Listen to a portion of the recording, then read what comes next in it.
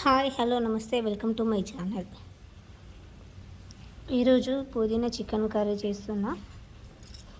దానికి కావలసిన పదార్థాలు: ఒక గ్యాస్ మీద ఒక బాణీ పెట్టుకొని అందులో 2 ఇలాచి, 3 లవంగాలు, ఒక దాల్చిన చెక్క, 2 బిర్యానీ ఆకులు వేసి మంచిగా ఫ్రై చేసుకోవాలి. కొంచెం సాయి జీరా కూడా వేసుకోవాలి.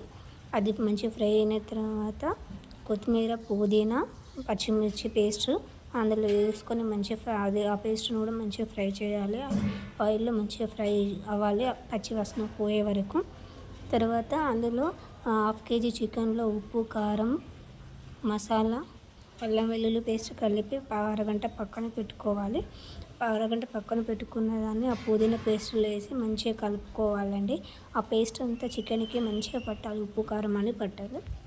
ఇట్లా ఆయిల్ పైలకి తేలుతున్న టైంలో అందులో మనకు గ్రేవీకి కావాల్సినంత వాటర్ వేసుకొని మంచిగా కలుపుకోవాలి.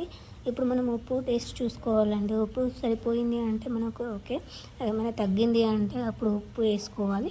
ఉప్పు వేసుకొని మనకు కావాల్సిన గ్రేవీ చిక్కగా కావాలా పలుచగా కావాలో చూసుకొని గ్యాస్ బంద్ చేసుకోవాలండి. అంతే, పుదీనా చికెన్ కర్రీ రెడీ అండి.